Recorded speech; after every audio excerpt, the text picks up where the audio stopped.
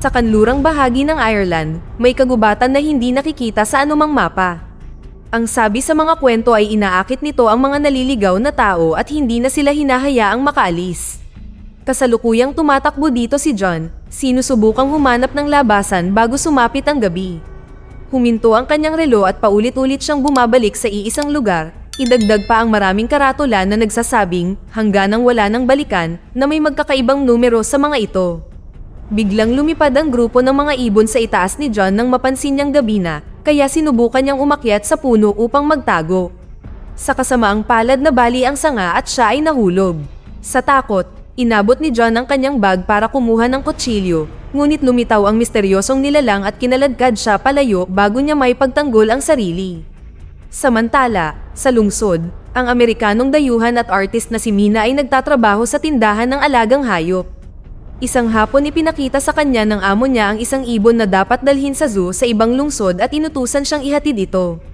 Pinangalanan ni Mina ang ibon na Darwin bago siya iuwi.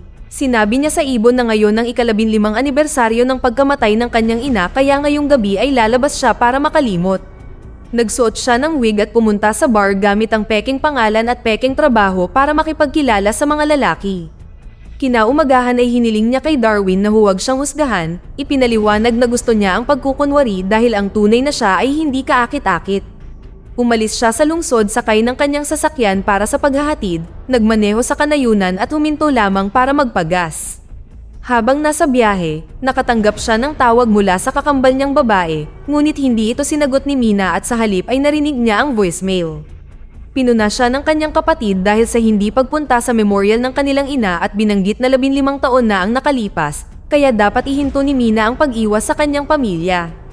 Hindi pinansin ang voicemail, nagmaneho si Mina nang hindi napapansin ang karatula na may hindi mabilang na mga nawawalang tao malapit sa kagubatan. Ilang sandali pa ay nagmaneho si Mina sa kagubatan at hindi niya makilala ang lugar. Ang kanyang cellphone at ang radyo ng kotse ay nagsimulang hindi gumana bago nasira ang sasakyan na nag-iwan kay Mina na stranded. Bumaba siya ng sasakyan at nakahanap ng karatula na, hangganang wala nang balikan, na nagpaisip sa kanya na may nakatira sa malapit. Bumalik si Mina sa kotse upang kunin ang kanyang bag at si Darwin, pagkatapos ay nagsimula siyang maglakad habang humihingi ng tulong. Walang nangyari at nagpa siya si Mina na bumalik, ngunit pagliko niya ay wala na ang sasakyan. Ngayon ay wala siyang ibang pagpipilian kundi ang patuloy na maglakad upang makahanap ng labasan. Pagsapit ng gabi, biglang lumipad ang maraming ibon sa itaas niya at nakarinig siya ng ilang ingay at napansin niya ang isang matandang babae na tumatakbo sa malapit. Si Mina na desperado ay nagsimulang tumakbo kasunod niya at nakita itong pumasok sa gusali kung saan sinabihan siya ng babae na magmadali sa loob kung gusto niyang mabuhay. Ginawa iyon ni Mina at nadiskubre ang 2 pang tao sa loob. Sinabi ng matandang babae na ang pangalan niya ay Madeleine at ang iba ay sina Shara at Daniel. Tinawag nilang kulungan ang gusaling ito at naligaw din sila sa kagubatan, kaya doon sila nagtatago. Dinala ng grupo si Mina patungo sa salamin na bintana habang ipinapaliwanag ni Madeleine na ang mga nilalang sa labas ay tinatawag na Watchers. Dumarating sila gabi-gabi para panoorin sila sa bintana at aalis pagsapit ng bukang liwayway. Pinahakbang pasulong ni Madeleine si Mina at maririnig na pumapalakpak ang Watchers bilang pag-welcome sa kanya sa tanghalan. Pagkatapos, umupo si Mina at tumitig sa salamin na bintana habang iniisip ang kanyang ina. Sa umaga, umalis si Mina sa kulungan, hindi pinansin ang babala ng iba. Habang naglalakad sa kagubatan, narinig niyang ibinubulong ang kanyang pangalan at napansin niya ang isang batang babae sa di kalayuan na nagtatanong sa kanya kung bakit niya ginawa iyon. Sa takot, nagsimulang tumakbo si Mina at nakarating sa tuktok ng burol, kung saan nalaman niyang nasa gitna siya ng napakalaking kagubatan na walang katapusan. Nang bumalik si Mina, sinabi sa kanya ni Madeleine na sinubukan nilang lahat na umalis ngunit walang nagtagumpay. Ang kagubatan ay nagdudulot ng mga halusinasyon na nakakaapekto sa isang tao. Ang mga karatula ay mga palatandaan na inilagay sa bilog sa paligid na may kalahating araw na paglalakbay mula sa kulungan at nagsisilbi ang mga ito bilang hangganan. Ang paglampas sa linya ay nangangahulugang hindi na makakabalik. Ang mga palatandaang ito ay itinayo ng isang taong tinatawag na propesor. Walang pagpipilian si Mina kundi bumalik kasama ang iba sa kulungan. Sa gabi, gumawa si Daniel ng talumpati upang ipahayag ang pagbabalik ni Mina sa palabas at si Shara ay nagpatugtog ng musika upang sumayaw para sa watchers. Nakakita sila ng ilang mga DVD ng reality show kaya sinubukan ni Mina na panatilihing abala ang kanyang sarili. Napansin ang pangalan ng propesor sa likod ng kahon. Kinaumagahan, lumabas ang grupo para maghanap ng pagkain at tinuruan ni Shara si Mina kung paano makilala ang mga halamang gamot.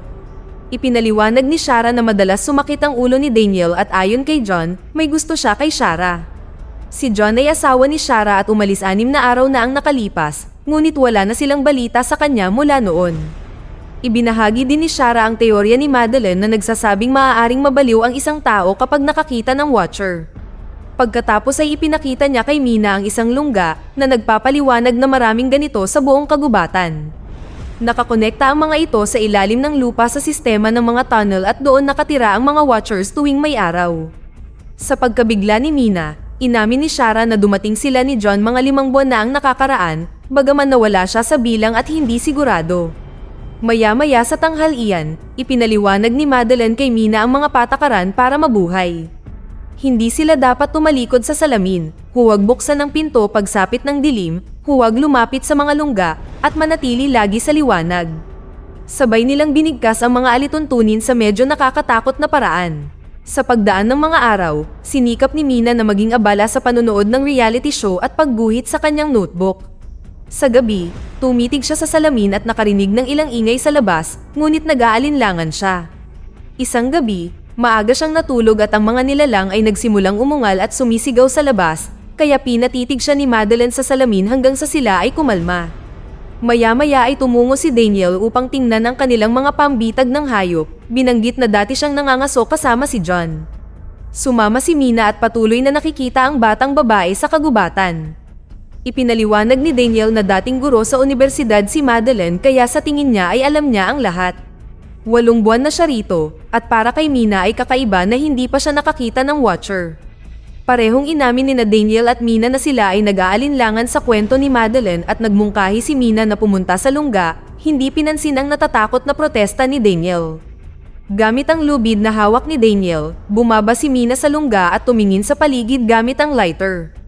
Nakahanap siya ng napakaraming mga naiwan na bagay, kabilang ang pahayagan mula 1992, video camera, at laruan na rabbit. Mayroon ding bisikleta na ipinadala ni Mina kay Daniel sa pamamagitan ng lubid. Sa sandaling iyon ay nakarinig siya ng kakaibang ingay sa dilim at tinawag ni Mina si Daniel, ngunit hindi ito tumugon. Biglang lumabas sa dilim ang isang kamay na may 6 na daliri habang nagsasalita ng kakaibang lengguwahe at muling sumigaw si Mina. Sa pagkakataong ito, sa wakas ay naibalik ang lubid. Pagkaraan ng ilang sandali, ipinakita ni Mina kina Shara at Madeline ang lahat ng mga bagay na nakuha nila sa lungga, sinabing natagpuan nila ang mga ito sa ilalim ng malaking bato. Naisip ni Mina na ang bisikleta ay makakatulong sa kanila na makatakas, ngunit hindi pumayag si Madeline at masasabi niyang may nakita si Mina. Paulit-ulit niya itong tinanong, ngunit itinanggi ito ni Mina. Samantala, ikinonekta ni Daniel ang camera sa pinagmumulan ng kuryente ng kulungan, ipinaliwanag na maaaring nilagay ito ng propesor noong itinayo niya ang lugar na ito. Sa pamamagitan din ng pagkonekta sa TV, mayroon na silang basic surveillance system. Nang gabing iyon ay naghintay ang grupo sa mesa para sa isang bagay na lalabas sa screen. Biglang nakarinig si Shara ng ingay at lumabas ang mga paa sa camera nang may kumatok sa pinto. Nagsalita ang tao at nasabik si Shara nang marinig si John na nagmakaawa sa kanila na papasukin siya. Agad na nagprotesta si Madeline, pinaalalahanan si Shara na maaaring nililinlang sila ng watchers bilang bitag.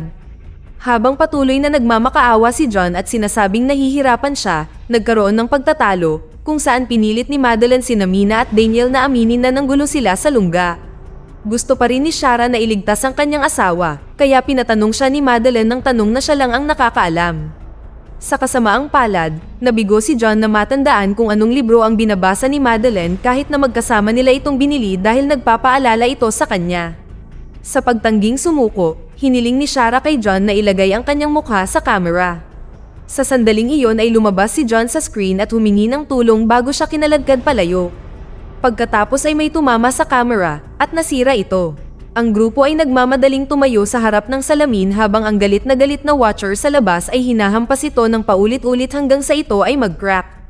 Kinaumagahan, ibinalik ni Madeline ang bisikleta sa lungga umaasang mapatahimik ang mga watchers. Nangako si Mina na tapos na siyang labagin ang mga patakaran. Sa lungga, ang bisikleta ay kinaladkad sa dilim.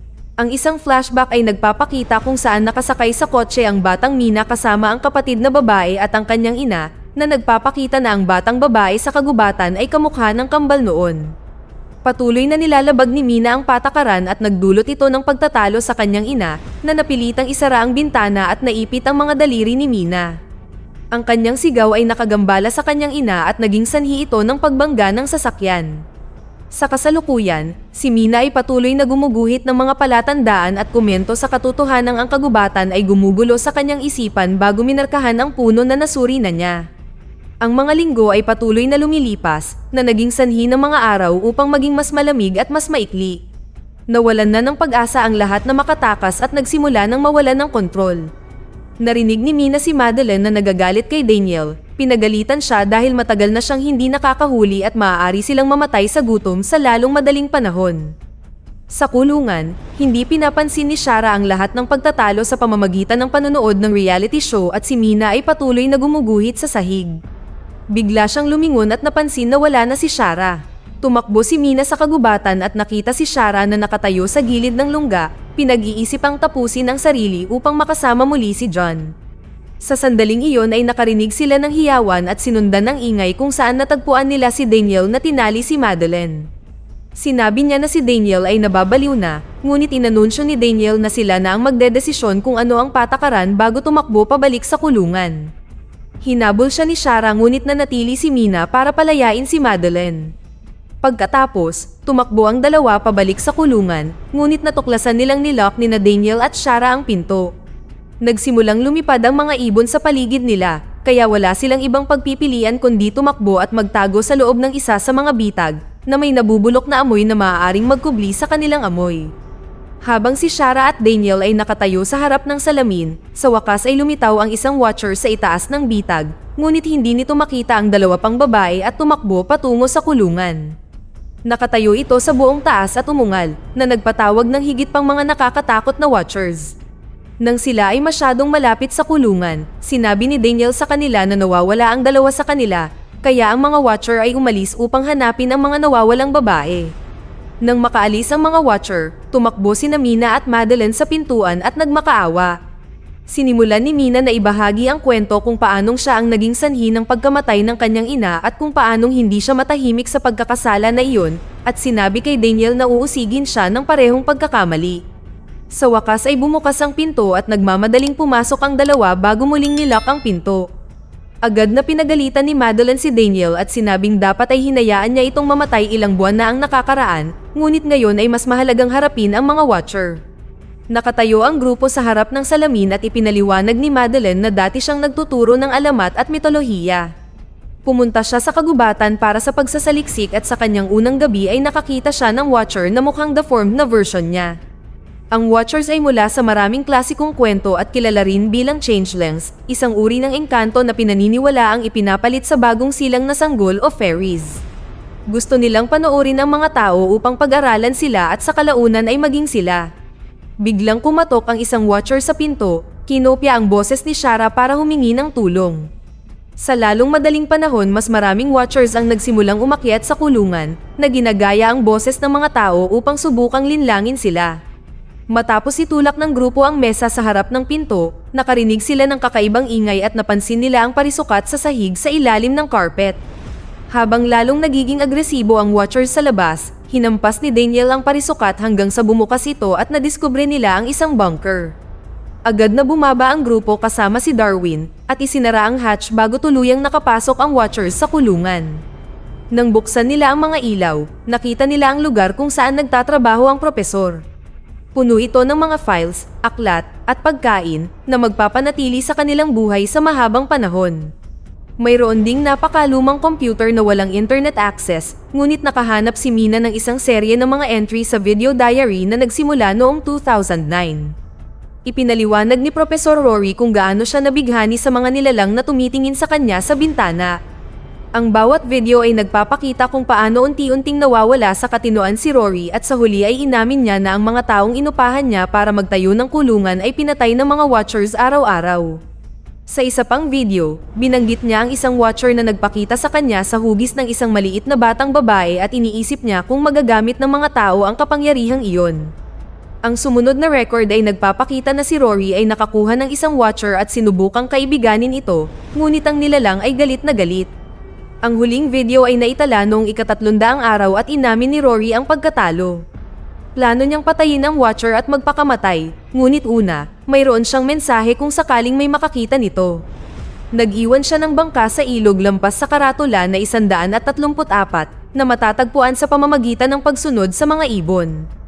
Hiniling din ni Rory sa makakanood nito na pumunta sa kanyang opisina sa unibersidad at sirain ang lahat ng kanyang mga gamit. Umiiyak si Mina habang naririnig ang mga putok ng baril sa recording. Sumang-ayon ng grupo na aalis sila gamit ang bangka sa umaga at nagpatugtog ng musika si Shara upang magdiwang. Sinubukan niyang sumayaw si Daniel kasama niya, ngunit na-depress si Daniel at ipinaliwanag niya na naligaw siya sa kagubatan matapos takasan ang mapang abusong ama. Ipinangako sa kanya ni Shara na maaari siyang manatili kasama niya kapag nakatakas na sila at nagyakap sila. Kinaumagahan ay sinundan ng grupo ang mga minarkahan ni Mina hanggang sa nakita nila ang karatula na 134. Doon ay pinalaya nila si Darwin at sinimulang sundan siya sa kagubatan. Sa kalaunan, nakakita sila ng batong may guhit at ipinaliwanag ni Madeline na doon nakulong ang mga engkanto matapos matalo sa kanilang digmaan laban sa mga tao.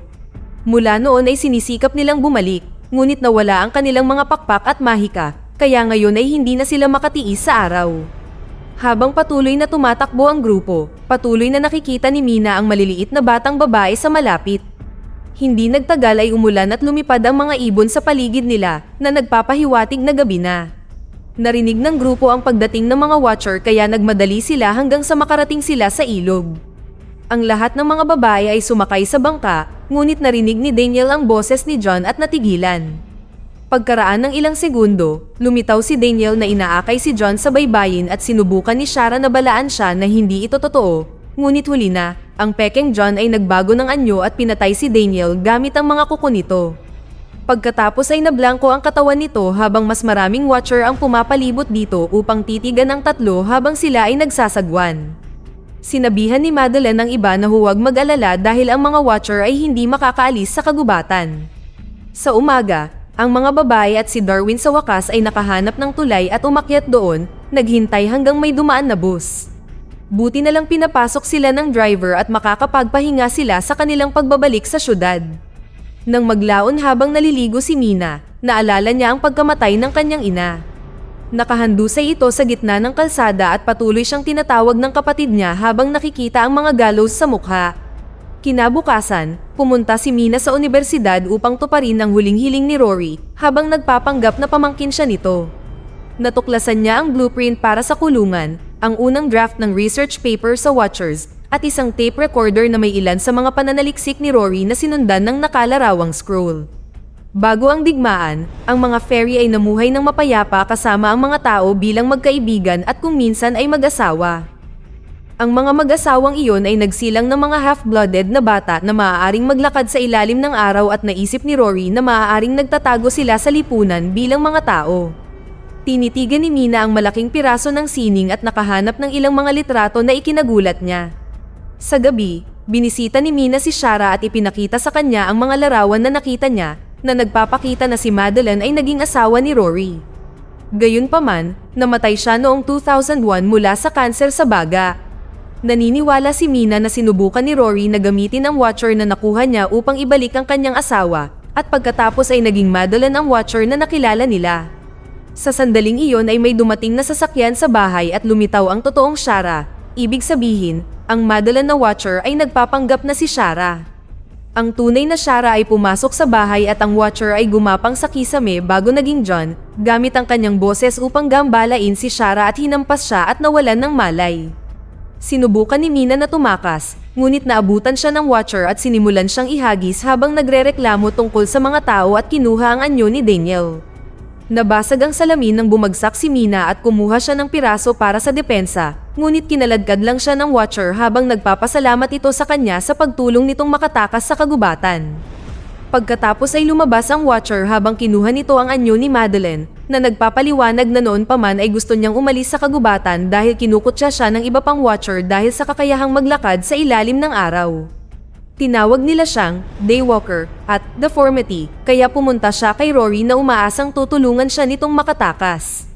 Gayunpaman, nang subukan ni Rory na barilin ito, pinatay siya ng Watcher. Sa loob lamang ng ilang segundo, ang Watcher ay nag-transform kay Rory at pagkatapos ay si Mina, hinawakan siya sa leeg upang patayin siya at kunin ang kanyang katawan. Inamin ni Mina na may sikreto si Rory at ibinaba siya ng Watcher upang hayaan siyang magsalita, nalaman ng tungkol sa mga half-blood at kung paanong maraming tulad nila ang nagtatago kasama ang mga tao. Napagtanto ng Watcher na habang nabubuhay siya bilang si Madeline, nakaramdam ito ng mga emosyon ng tao dahil sa pagiging half-blood nito at biglang nag-transform ang katawan nito upang ipakita ang mga pakpak. Lumipad ito papunta sa bubong at sinabi kay Mina na umaasa siyang tama siya tungkol sa pagkakaroon ng higit pang tulad niya bago ito lumipad palayo. Pagkatapos, pinuntahan ni Mina si Shara na mabuti na lang at maayos. Makalipas ang ilang sandali, sa wakas ay binisita ni Mina ang kanyang kapatid na babae at ang mga anak nito upang magkaayos. Ibinahagi rin niya ang kanyang karanasan sa kagubatan, ipinaliwanag na kung minsan ay nararamdaman niya na ang Madeline na Watcher ay nagtatago sa karamihan at pinapanood siya. May iba't ibang anyo ito, ngunit ang pinakakaraniwan ay ang batang babae na nakita ni Rory. Sa bintana, pinagmamasdan ni Darwin ang mga kalye at tinitigan siya ng Watcher. Dito na nagtatapos ang kwento. Sana ay nagustuhan nyo. Mag-subscribe na kung hindi ka pa nakasubscribe. Pindutin na rin ang notification bell at like button upang matulungan ang channel, and leave a comment down below. And as always, thank you for watching.